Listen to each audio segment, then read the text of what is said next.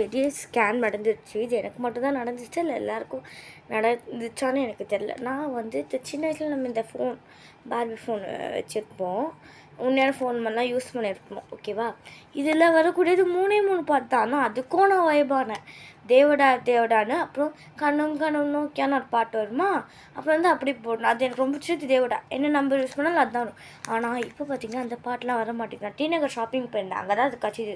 இது வந்து 70 ருபீஸ். அப்போல்லாம் 25, 30. மோஸ்ட்லி ட்ரெயின் அந்த ஸ்டேஷனில், பார்க்கிலலாம், பீச்லலாம் கிடைக்கும். இப்போ ரொம்ப கஷ்டமாக நம்ம போயிட்டு தேட வேண்டியதாக இருக்குது. ஆனால் இது கூட அந்த சவுண்டெல்லாம் மாற்றிட்டாங்களா இல்லை எனக்கு அப்படி கிடச்சிதான்னு தெரியல. நான் இது ஆர்வமானது அது தேவதா தேவதா அந்த பாட்டுக்காக தான். நம்ம யூடியூப்பில் சர்ச் பண்ணி பார்க்கலாம். ஆனால் இதில் கேட்ட ஒரு வைப், தனி வைப், அந்த மாதிரி அந்த சைல்டுஹுட் மெமரிஸ்லாம் நமக்கு அப்படியே வர்ற மாதிரி அப்படிலாம் நினச்சிட்டு நான் வாங்கிட்டு ஃபஸ்ட்டு ஆன் பண்ணால் ஒர்க் ஆகலை. அப்புறம் போயிட்டு ஆன் பண்ணால் ஒரு மியூசிக் மட்டும் வந்துச்சு. ஏதோ ஹிந்தி பாட்டை எனக்கு தெரில, நான் போட்டு காட்டுறேன். ஹிந்தி பாட்டு இல்லை, நீங்கள் கண்டிப்பாக கேட்டு பாருங்க guys.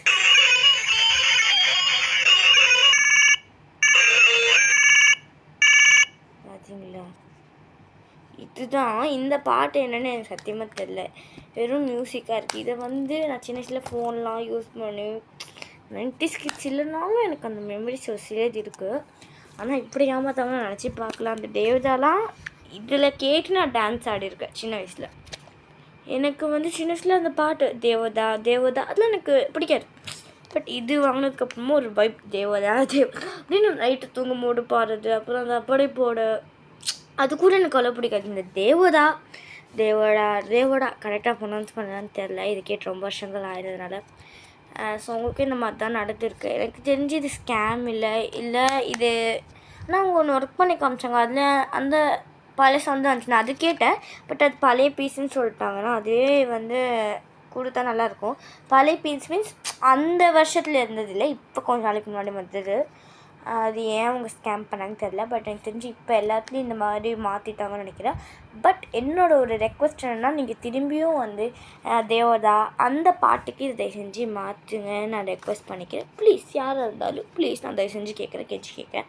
ஸோ உங்களுக்கும் இந்த மாதிரி நடந்திருக்கான்னு சொல்லுங்கள். நான் ஆசைப்பட்டு வாங்கினேன். இது ஃபஸ்ட்டு நான் ஷாப்பிங் பண்ணும்போது போயிட்டு வாங்கிட்டு வந்தேன். இது வந்து என் பர்த்டே அன்றைக்கி தான் நான் பார்த்தேன். அது மட்டும் இல்லாமல் ஒரு பட்டனை நம்ம ப்ரெஸ் பண்ணோன்னா அது அப்படியே மடங்கிடுச்சு இந்த 5 அப்படிலாம். அப்புறம் திரும்பி உட்காந்து இன்னொரு பட்டன் ப்ரெஸ் பண்ணனே வந்து எழுந்திருச்சு. 90s கிட் கடைலாம் போயிட்டு வந்தாலுமே இது என்னோடய one of my favourite. But இப்போ அந்த பாட்டு கேட்கல அப்படின்றது ரொம்ப கஷ்டமாக தான் இருக்குது. உங்கள்கிட்ட இந்த மாதிரி ஏதாச்சும் ஒரு மெமரிஸ் அன்ஃபர்கெட்டபுளாக இருந்தால் மறக்காமல் கமெண்ட்டில் சொல்லுங்கள். பாய் guys.